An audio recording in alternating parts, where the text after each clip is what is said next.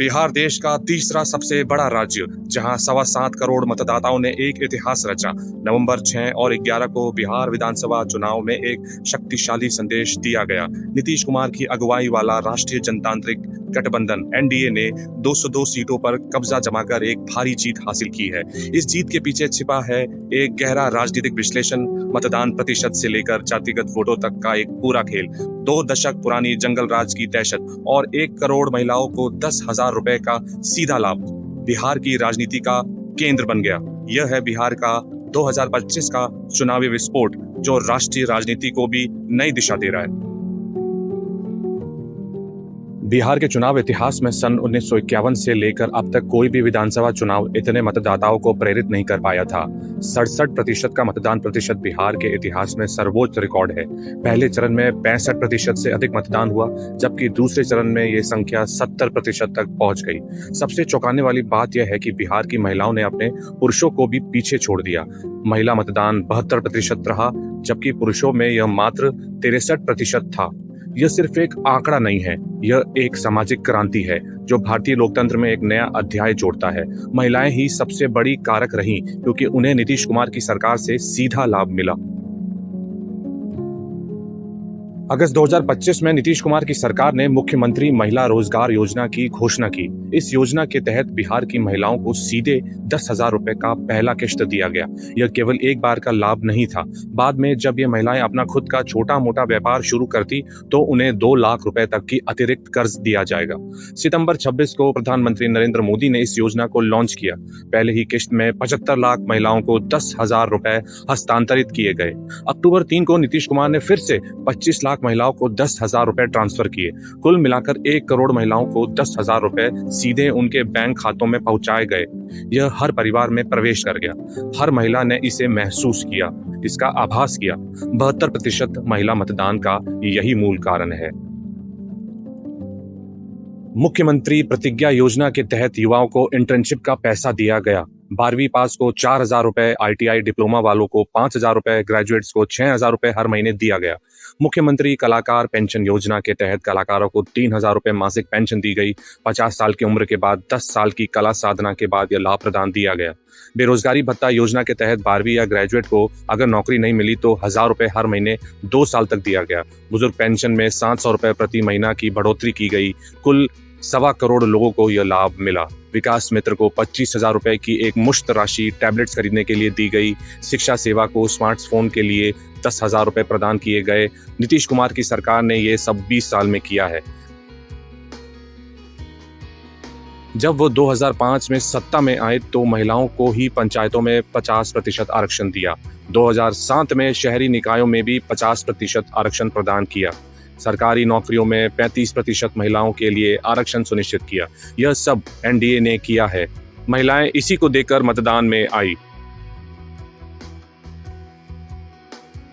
महिलाओं का 72% मतदान, 10,000 रुपए का लाभ और सरकारी योजनाओं, ये सब सिर्फ एक कारण नहीं है। इसके पीछे एक डर था, जंगल राज की स्मृति। बिहार 1990 के दशक, लालू प्रसाद यादव का राज। एक ऐसा समय जब कानून का कोई नियम नहीं था, सड़कों पर बंदूकें चलती थी, किडनैपिंग आम बात थी, महिलाओं की सुरक्षा एक सपना था, सुरक्षा का कोई ढांचा ही नहीं। सबसे महत्वपूर्ण बात यह है कि जिन लोगों ने इस दहशत को अपने बचपन में जिया है, ऐसे हजारों लोग बिहार से बाहर चले गए। 20 साल बाद जब चुनाव का समय आया तो सोशल मीडिया पर 90 के दशक की पीढ़ी ने अपनी कहानियां सुनाना शुरू किया। यह दहशत, यह स्मृति, यह तकलीफ, लोग इसे भूले नहीं थे। अब लालू का बेटा तेजस्वी सीएम बनना चाहता था। बिहार की जनता ने साफ संदेश दिया कि वह उसे दोबारा होने नहीं देंगे। नीतीश का मतलब स्थिरता, लालू अर्थात अराजकता। तो बिहार की जनता ने स्थिरता को चुना। अब आते हैं असली खेल पर, जातिगत मतदान पैटर्न। बिहार की आबादी का 36% अति पिछड़ी जातियां ईबीसी से है, 27% अन्य पिछड़ी जातियां ओबीसी से है। यह मतलब है कि बिहार के 2/3 से अधिक लोग ओबीसी और ईबीसी समुदाय से आते हैं। एनडीए को ओबीसी समुदायों से 63% वोट मिले, जबकि महागठबंधन को मात्र 19%। कुर्मी और कोयरी कुशवाहा समाज ने एनडीए को 65 से 68% वोट दिए। अति पिछड़ी जातियों के मामले में भी स्थिति समान है। एनडीए को यहां से 58% समर्थन मिला। पासवान, निषाद, केवट, भोई, मल्ला, बिंद जैसी जातियां, जिन्हें परंपरागत रूप से आरजेडी का समर्थक माना जाता था, उन्होंने इस बार एनडीए को 60 से 65% वोट दिए। यह एक बहुत बड़ा बदलाव है। सामान्य वर्ग बिहार में मात्र 16% है, लेकिन इनका महत्व बिहार की राजनीति में काफी है। ब्राह्मण, भूमियार, राजपूत जैसी जातियों ने एनडीए को अपने 65% वोट दिए। यादव वोट महागठबंधन की रीढ़ कही जाती है। परंपरागत रूप से यादव समुदाय लगभग 90% से अधिक अपने वोट आरजेडी को देता रहा है, लेकिन 2025 में एनडीए को यादव समुदाय से 35 से 40% वोट मिले। कुछ जगहों पर एनडीए को यादवों का 45% तक समर्थन मिला। महागठबंधन को जो कभी यादव की कीर्ति माना जाता था, उनको सिर्फ 55 से 60% ही वोट मिल सके। यह यादव वोट का विभाजन ही एनडीए की जीत का सबसे बड़ी वजह थी। लालू के 15 साल से ओबीसी ईबीसी समुदाय यादव राज से खिन्न हो गए थे। नीतीश ने इसी को अपना आधार बनाया। लेकिन सबसे महत्वपूर्ण बदलाव दलितों के मतदान पैटर्न में आया है। बिहार में 38 सीटें शेड्यूल कास्ट के लिए आरक्षित है और 2 सीटें शेड्यूल ट्राइब्स के लिए। कुल मिलाकर 40 रिजर्व सीट्स हैं। 2020 में एनडीए और महागठबंधन ने ये सीट्स का विभाजन लगभग बराबर था। 2025 में दलितों का समर्थन एनडीए की ओर एक ऐतिहासिक बदलाव हुआ। एनडीए को शेड्यूल कास्ट सीट्स में 49 वोट प्रतिशत मिले, जबकि महागठबंधन को मात्र 40। परिणाम स्पष्ट है। 38 शेड्यूल कास्ट रिजर्व सीट्स में से एनडीए ने 34 जीती। बीजेपी इन सीटों में से 11 जीत पाया, जेडीयू 14, एलजेपी 9 और कुछ एचएम को भी। इसके विपरीत आरजेडी को मात्र 4 सीटें मिली। 2015 में वहीं आरजेडी को 13 शेड्यूल कास्ट सीट्स मिली थी, लेकिन अब यह संख्या घटकर मात्र 4 रहे। शेड्यूल ट्राइब सीट्स में भी एनडीए को 56% वोट मिले। शेड्यूल ट्राइब्स की आबादी बिहार में सीमित है, लेकिन जहां ये बसी है वहां भी एनडीए को काफी समर्थन मिला। नीतीश कुमार की सरकार ने दलितों व अनुसूचित जनजातियों के लिए कई स्कीम लॉन्च किए। विकास मित्र अपॉइंटमेंट के थ्रू गवर्नमेंट स्कीम्स और बेनिफिट्स दलितों व जनजातियों तक पहुंचाए जा रहे हैं। इस व्यवहारिक प्रशासन ने दलितों का विश्वास हासिल किया है। मुस्लिम वोट का विभाजन एक बहुत ही दिलचस्प और महत्वपूर्ण पहलू है। बिहार में मुस्लिम आबादी लगभग 17.5% है। परंपरागत रूप से मुस्लिम समुदाय 75 से 85% वोट महागठबंधन को दिया करता था, विशेषकर आरजेडी को। 2025 में एक बहुत बड़ी गलती हुई। आरजेडी महागठबंधन ने ओवैसी की एआईएमआईएम पार्टी को अलायंस में शामिल नहीं किया। ओवैसी ने महागठबंधन से मात्र 6 सीटें मांगी और 7 काम करने का वादा किया, परंतु तेजस्वी का जवाब था ओवैसी को एक्सट्रीमिस्ट कहना। यह एक बहुत बड़ी राजनीतिक गलतफहमी थी। ओवैसी चले गए और आजादी से चुनाव लड़े। एआईएमआईएम ने सीमांचल में 5 सीटें जीती, ठीक वैसे ही जैसे 2020 में, लेकिन इस बार यह जीत आरजेडी महागठबंधन के खिलाफ थी। सीमांचल में कुल 24 सीटें हैं, जहां 60% तक मुस्लिम आबादी है। किशनगंज जिले में तो लगभग 80% मतदान हुआ, क्योंकि मुस्लिम मतदाता बड़ी संख्या में वोट डालने आए। 2025 का परिणाम 11-11 का विभाजन था।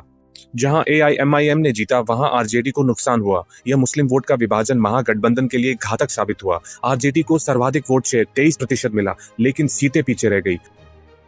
महागठबंधन का सबसे बड़ा अपराध यह था कि उन्होंने मुख्यमंत्री पद के लिए डेप्यूटी सीएम उम्मीदवार के रूप में मुकेश सहनी, जो कि मल्ला समुदाय से आते हैं और जो मात्र 2 से 3% वोट है, उनको चुना।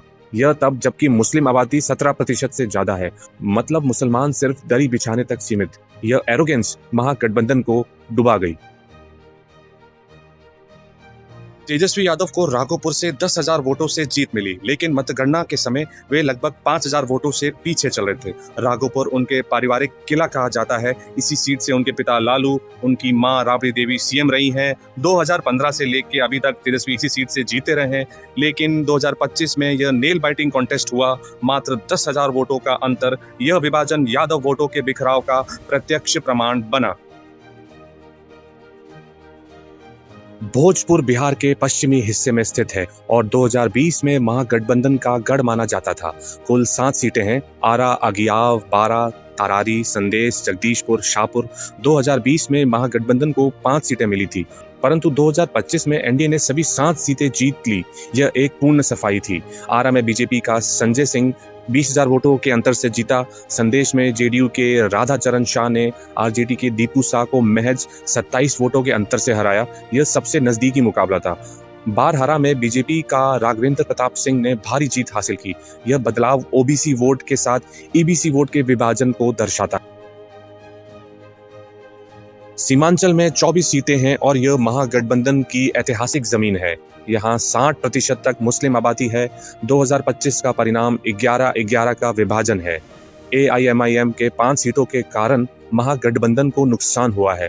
यह क्षेत्र अब एकजुट नहीं रहा। पूर्णिया, कटिहार, किशनगंज और अरारिया, इन चारों जिलों में सीमांचल का निर्माण किया।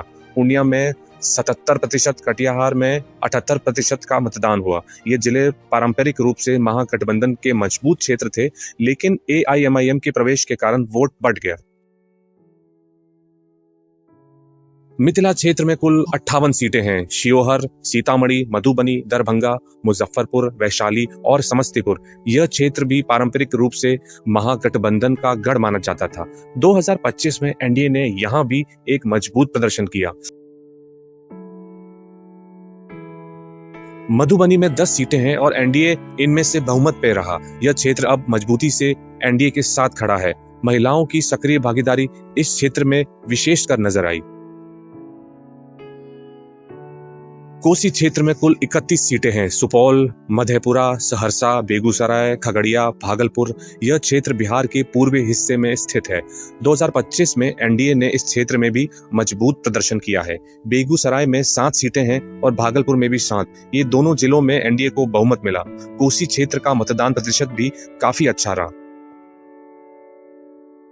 मगध क्षेत्र में बांका, मुंगेर, लखीसराय, शेखपुरा, नालंदा, पटना, अरवल, जहानाबाद, औरंगाबाद, गया, नवादा और जमुई शामिल है। कुल 60 सीटें हैं। पटना में 14 सीटें हैं, गया में 10। यह क्षेत्र मगध का ऐतिहासिक क्षेत्र है।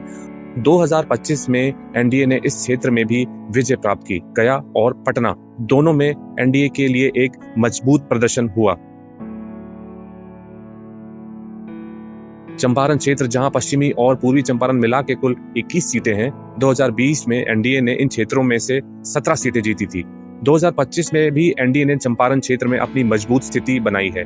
यह क्षेत्र बिहार के पश्चिमी छोर पर स्थित है और पारंपरिक रूप से भी एनडीए के साथ जुड़ा रहा है।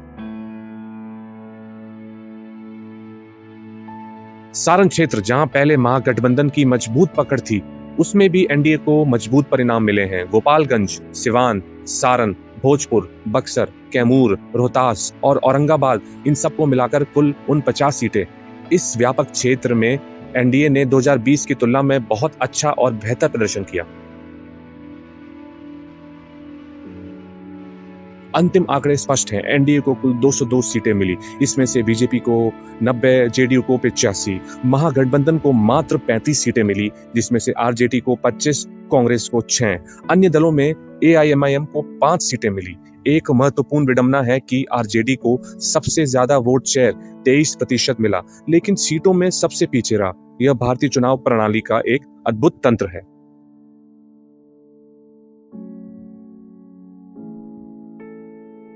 बिहार का 2025 का चुनाव 4 मुख्य कारणों से जीता गया। पहला, महिला मतदान और कल्याणकारी योजनाएं।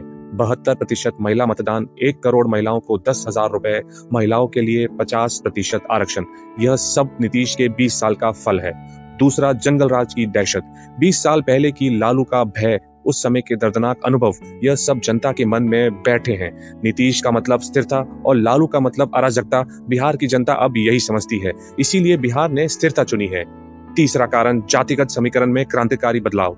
यादव वोट का विभाजन, ओबीसी ईबीसी का एनडीए की ओर झुकना, दलितों का एनडीए की ओर बड़े पैमाने पर स्थानांतरण, यह सब महागठबंधन के लिए घातक साबित हुए। और चौथा कारण, मुस्लिम वोट का एआईएमआईएम के कारण विभाजन। महागठबंधन ने ओवैसी को नजरअंदाज किया और इसका कारण यह हुआ कि मुस्लिम मतदान विभाजित हो गया। नीतीश कुमार अब 5वीं बार सीएम बनेंगे, 5वीं बार, 20 साल से ज्यादा। यह एक व्यक्ति की राजनीतिक जीवंतता है। क्षेत्रीय लेवल पर देखें तो सभी जगहों पर एनडीए का प्रदर्शन अच्छा रहा, चाहे वो भोजपुर हो या सीमांचल या मिथिलांचल, कोसी, मगध या हो चंपारण। बिहार की जनता ने अपना फैसला दे दिया। 67% मतदान, 72% महिला मतदान, 1 करोड़ महिलाओं को 10,000 रुपए, ओबीसी ईबीसी का 60% तक एनडीए को समर्थन, दलितों का एनडीए को 49% वोट, जंगल राज की स्मृति, ओवैसी का अलग रास्ता और सभी क्षेत्रों में एनडीए की समान प्रदर्शन। ये सब मिलकर एक नई राजनीतिक व्यवस्था का निर्माण कर रहे हैं। बिहार ने विकास, स्थिरता और सम्मान को चुना। यह 2025 की कहानी है। यह 202 सीट की जीत है। यह महिलाओं की 72% भागीदारी है। यह दलितों का एनडीए की ओर रुख है। यह जंगल राज से मुक्ति की घोषणा। यह नीतीश के 20 साल की सफलता की गाथा है।